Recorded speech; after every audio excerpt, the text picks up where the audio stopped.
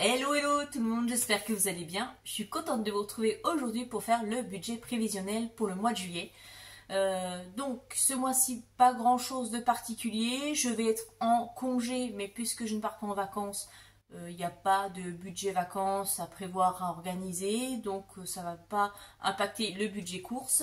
Il y a juste un déplacement que j'ai prévu de faire justement un petit peu pour voir ma fille aînée. Voilà, vous saurez tout.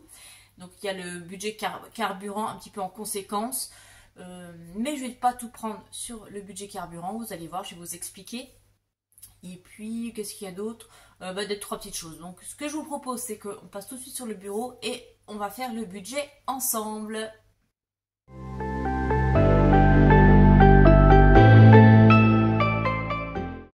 Donc c'est parti pour faire ce budget pour le mois de juillet. Hop, on va se mettre là. Je vais en profiter pour faire une petite présentation pour les personnes qui sont arrivées dernièrement sur la chaîne.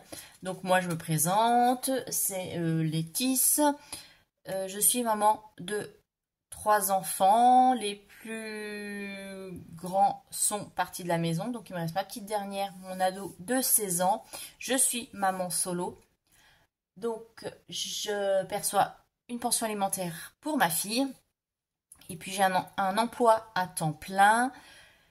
Et j'ai ouvert ma boutique Etsy début avril pour me faire un complément de revenus.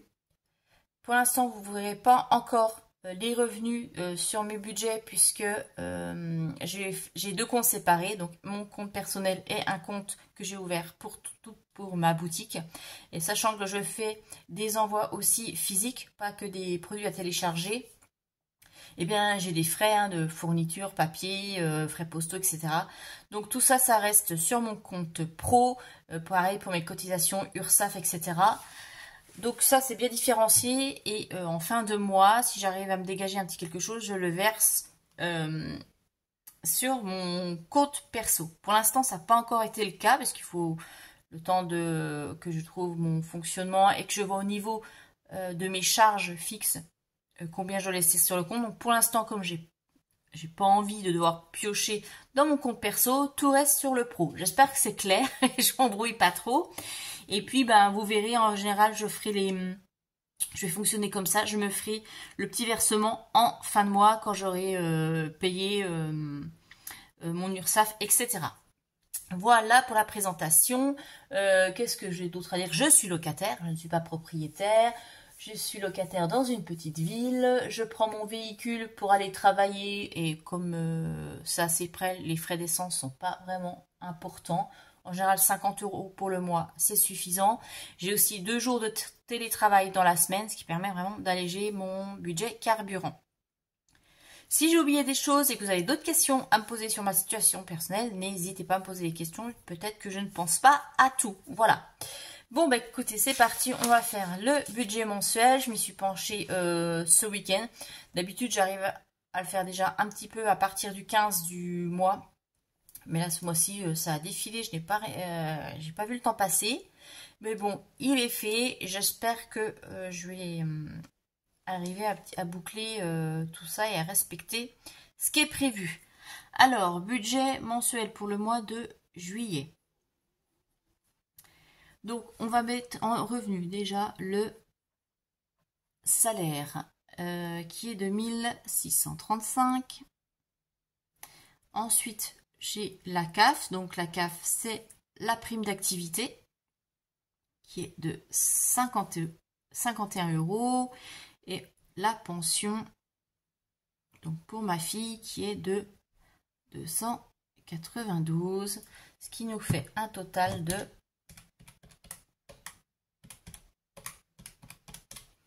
1978. Ensuite, crédit dette. Et bien, je termine le mois de juin avec un petit découvert, qui est vraiment ridicule, 7 €. Voilà, donc, mais je vais quand même le mettre et je vais arrondir à 10. Donc découvert. Comme ça, je le mets ici. Comme ça, je le solde comme si c'était un prêt classique. Et j'ai pas de crédit et de dette en cours. Donc, ce qui nous fait 10. Voilà. Alors, pour les petits nouveaux aussi qui arrivent, quand j'ai débarré je vais y arriver. Quand j'ai démarré la méthode des enveloppes, j'avais 2 crédits en cours. Et c'est tombé aussi au moment où j'ai changé d'emploi. Donc du coup, j'ai reçu une prime de fin de contrat, congé payé, etc. Hein, solde de tout compte. Et avec ce solde, j'ai pu solder les crédits que j'avais en cours. Voilà. Donc c'est pour ça que j'ai pu là, je n'ai plus de crédit actuellement. Et j'espère bien ne pas devoir en refaire, sauf si c'est pour un projet immobilier. Et puis bon, il y a le leasing, mais bon, voilà, ça peut être un crédit, mais bon, c'est quelque chose à part. Dans certains cas, ça peut être considéré comme un crédit et dans d'autres, non. Donc pour moi, il est à part, c'est dans les charges fixes. Donc, dépenses fixes, on a la plus grosse charge, hein, c'est le loyer, comme tout le monde. Donc, 682 € par mois. Ensuite, on a un prêt. Alors oui, quand je vous disais que j'avais pas de prêt, mais en fait, j'en ai un. Mais celui-ci, c'est un compte, un prêt avec quelqu'un d'autre. Donc, moi, je peux pas le solder. On est obligé d'aller jusqu'au bout. Donc, c'est pour ça que je le mets ici. Parce que si je n'avais été que la seule détentrice du prêt, je l'aurais mis ici. Comme ça, je sais que voilà, j'aurais pu anticiper pour pouvoir le solder avant et le compter, par exemple, pour faire une épargne supplémentaire pour pouvoir solder. Mais là, c'est pas le cas. Donc, de toute façon, il va ici. Je sais pas si c'est clair ce que je vous dis, mais voilà. Donc, c'est 114 € par mois. Donc, le leasing de la voiture qui est de 242 €. Donc oui, on me demandait pour le leasing, est-ce que c'est intéressant ou pas. Donc comme j'avais mis, hein, j'avais répondu, mais bon, je vais répondre pour tout le monde, pour ceux qui n'ont pas vu ma réponse. Ça fait 5 ans maintenant que je fonctionne avec en système leasing. Avant, j'étais comme beaucoup de personnes, hein, je faisais un prêt à la banque pour m'acheter une voiture d'occasion. J'ai jamais acheté de véhicule neuf. Et puis après, on rembourse le prêt. Et au bout de quelques années, des fois même 2-3 ans, hein, sur voilà, la marque de véhicule, le kilométrage, et bref, tous les aléas, eh bien, il y avait souvent des grosses réparations. Donc, quand vous cumulez le prêt à rembourser, plus, eh bien, des fois, des gros frais, et il faut voilà, taper dans une réserve d'argent ou autre pour pouvoir payer les factures. Et bien, tout cumulé, ça revenait quand même pas mal cher et j'en avais un petit peu ras-le-bol de devoir toujours changer ces véhicules, toujours d'avoir des factures surprises, des tas de réparations non prévues, etc. Donc je suis passée sur le système leasing parce que en plus moi je fais pas beaucoup de kilomètres à l'année, donc c'est intéressant. Et puis, moi, je m'en moque complètement, que ce soit ma voiture ou pas. Moi, je suis pas attachée aux voitures. C'est juste pour moi un moyen de locomotion pour pouvoir aller travailler ou pour pouvoir aller me balader. Donc, je m'en tape complètement. Donc, pour moi, c'est tout bénef. Donc, je rembourse ce montant chaque mois. Ça prend en compte l'entretien, etc. Et s'il va y avoir des pannes particulières, j'ai juste à payer l'usure des pneus et l'usure des essuie-glaces. Voilà.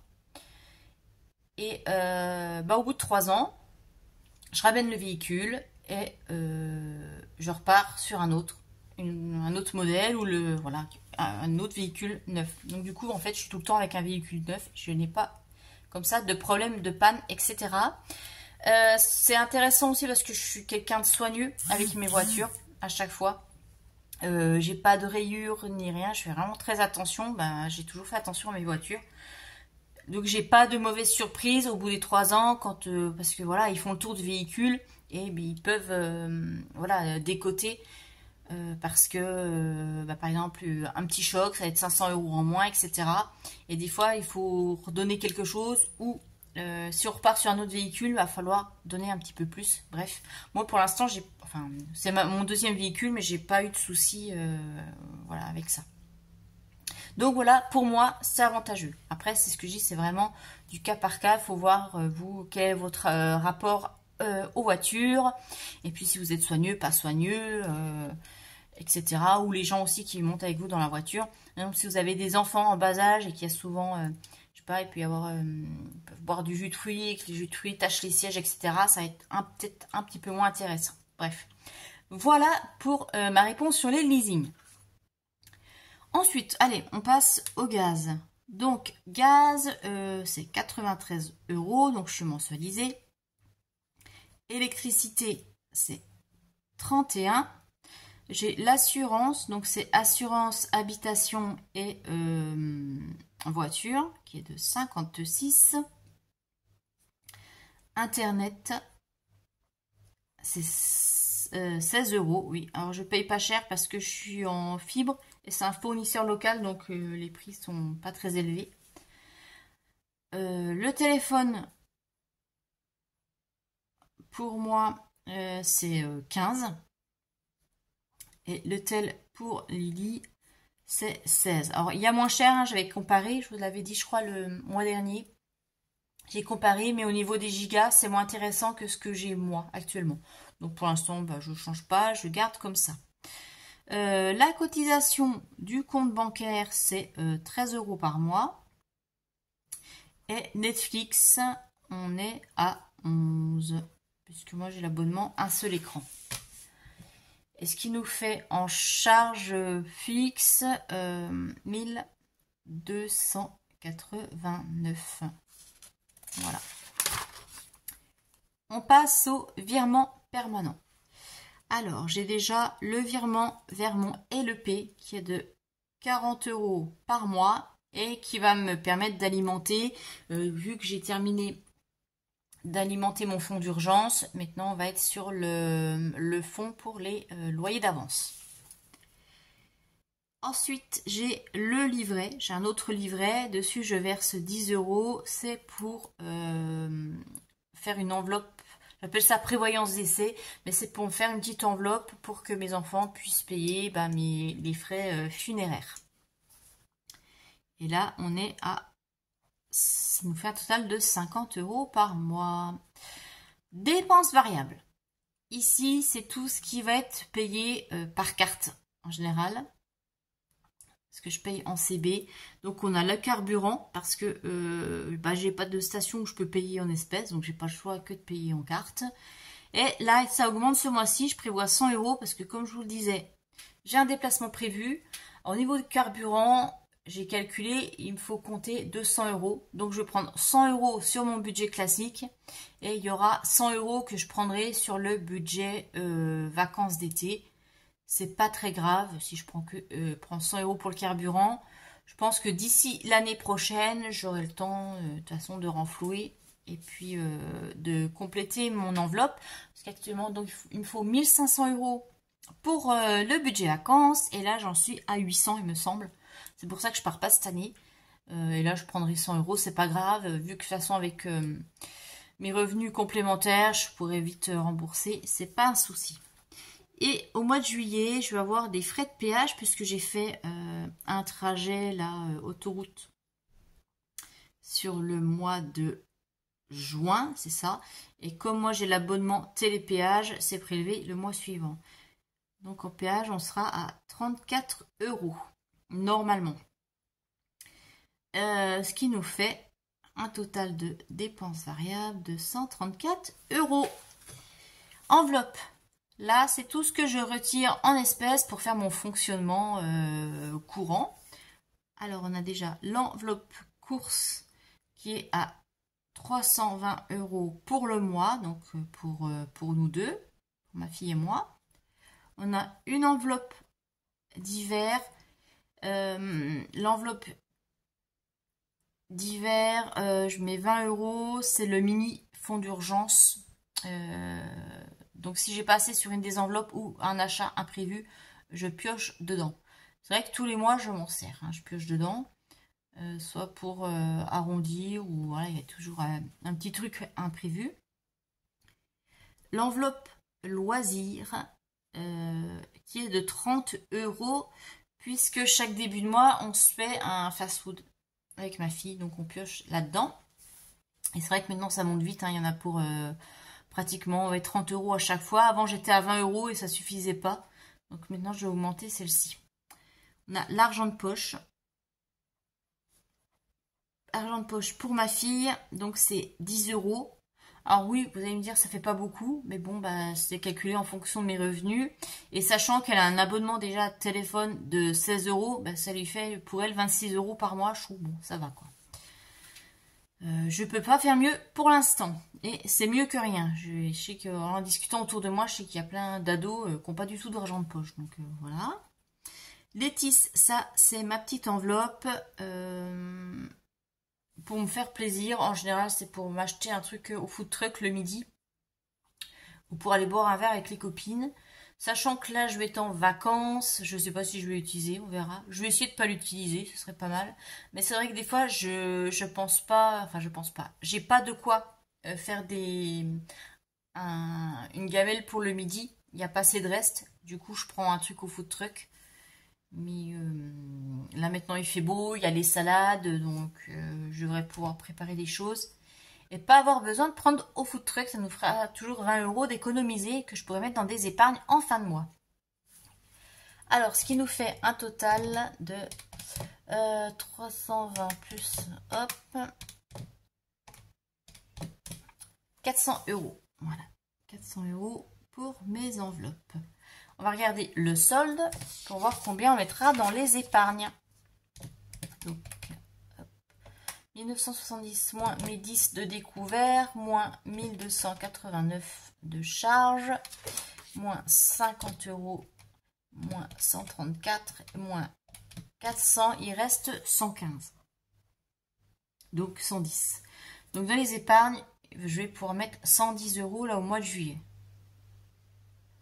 Bon, écoutez, c'est mieux que rien. Hein. C'est pas folichon, mais c'est mieux que rien. Donc, je mettrai dans le train 40 euros.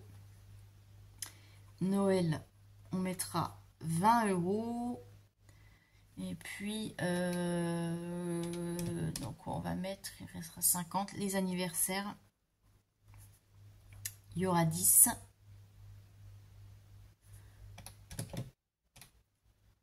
Dans la taxe d'ordure, 10, il me restera 30. Amazon.